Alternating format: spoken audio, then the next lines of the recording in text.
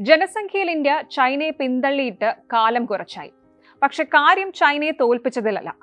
ഈ ഒരു ജയം ഉണ്ടായിട്ടും പ്രത്യുൽപാദന ശേഷിയിൽ ഇന്ത്യക്ക് ഇപ്പോഴും ആശങ്കയേറെയാണ്.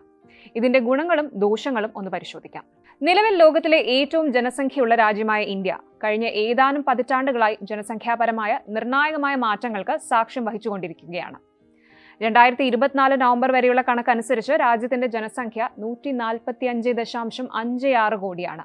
ഇന്ത്യയുടെ ജനസംഖ്യ ചൈനയെ മറികടന്നതോടെ ആഗോള ജനസംഖ്യാ ചരിത്രത്തിൽ വലിയൊരു മാറ്റത്തെയാണ് അടയാളപ്പെടുത്തുന്നത്. എങ്കിലും രാജ്യത്ത് പ്രത്യുൽപാദന നിരക്കിൽ ശ്രദ്ധേയമായ ഇടിവ് നേരിടുന്നുണ്ട്. അതിന് ഗുണങ്ങളുണ്ടെങ്കിലും ഭാവിയിൽ ചില പ്രത്യാഘാതങ്ങളും കാത്തിരിക്കുന്നുണ്ട്. 1950-ൽ 250 കോടിയായിരുന്ന ആഗോള ജനസംഖ്യ ഇപ്പോൾ 800 കോടി കടന്നിരിക്കുകയാണ്.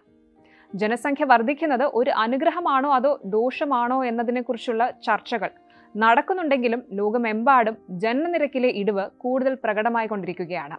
ഐക്യരാഷ്ട്രസഭയുടെ കണക്കുകൾ പ്രകാരം 1950-ൽ ഒരു സ്ത്രീക്ക് 6.2 കുട്ടികൾ എന്ന് രേഖപ്പെടുത്തിയിരുന്ന ഇന്ത്യയുടെ പ്രത്യുൽപാദന നിരക്ക് ഇപ്പോൾ 2-ൽ താഴെയായി കുറഞ്ഞിരിക്കുകയാണ്. നിലവിലെ പ്രവണതകൾ തുടരുകയാണെങ്കിൽ 2050 ആകുമ്പോഴേക്കും ഇത് 1.3 ചുരുങ്ങുമെന്നാണ്. ഇത് രാജ്യത്തിന്റെ ജനസംഖ്യാപരമായ രൂപരേഖയിൽ വലിയൊരു മാറ്റം അടയാളപ്പെടുത്തുമെന്നാണ് കരുതുന്നത്. ഒരു സ്ത്രീയുടെ പ്രത്യുൽപാദന നിരക്ക് 2.1% താഴെയായാൽ രാജ്യത്തിന്റെ ജനസംഖ്യ ചുരുങ്ങാൻ തുടങ്ങും. എന്നാൽ ഈ പ്രതിഭാസം ഇന്ത്യയിൽ മാത്രമല്ല സംഭവിക്കുന്നത്. 2025 ആകുമ്പോഴേക്കും ആഗോള പ്രത്യുൽപാദന നിരക്ക് 1.8% കുറയുമെന്നാണ് കരുതപ്പെടുന്നത്. 2100 ആകുമ്പോഴേക്കും ഇത് 1.6 കുറയും. ജനസംഖ്യയിലെ മാറ്റം, സാമ്പത്തിക വളർച്ച, സാമൂഹിക സ്ഥിരത, തൊഴിൽ രംഗം എന്നിവയിൽ ദീർഘകാല പ്രത്യാഘാതങ്ങൾ ഉണ്ടാക്കിയേക്കും. ഇന്ത്യയെ പോലുള്ള രാജ്യങ്ങൾക്ക് ഈ ഇടിവ് വെല്ലുവിളികളുടെയും അതുപോലെ തന്നെ അവസരങ്ങളുടെയും സമ്മിശ്ര ഫലങ്ങളായിരിക്കും സമ്മാനിക്കുക. ഇന്ത്യയുടെ ജനസംഖ്യ ഇപ്പോഴും വർദ്ധിച്ചുകൊണ്ടിരിക്കുകയാണ്, പക്ഷേ വേഗത കുറവാണ്. 2021-ൽ രാജ്യത്ത് 2 കോടി കുട്ടികളാണ് ജനിച്ചത്. എന്നാൽ 2050 ആകുമ്പോഴേക്കും ഇത് 1.3 കോടിയായി കുറയുമെന്നാണ് പ്രവചനങ്ങൾ സൂചിപ്പിക്കുന്നത്.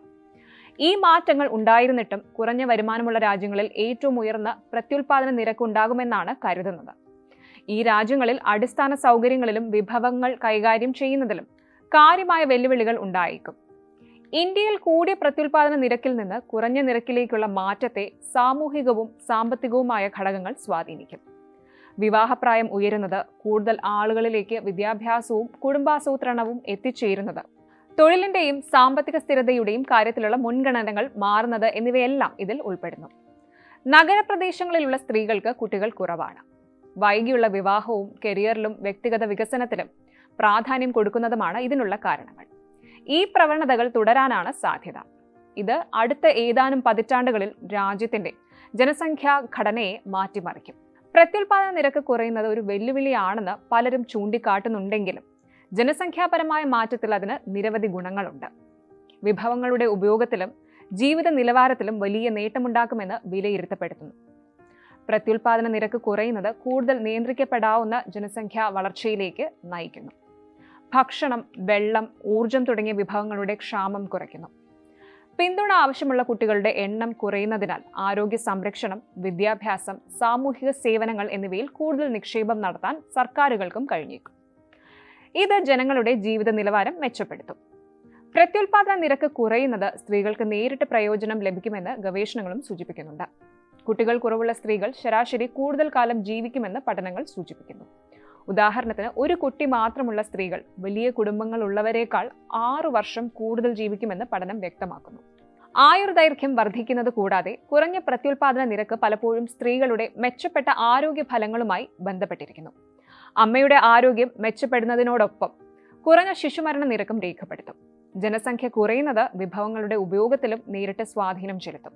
കുറച്ചാളുകൾക്ക് കൂടുതൽ വിഭവങ്ങൾ നൽകാൻ കഴിയും. സമ്പദ്ഘടനയുടെ അടിസ്ഥാന സൗകര്യങ്ങളിലും വികസന പദ്ധതികളിലും കൂടുതൽ നിക്ഷേപം നടത്താനും സാധിക്കും.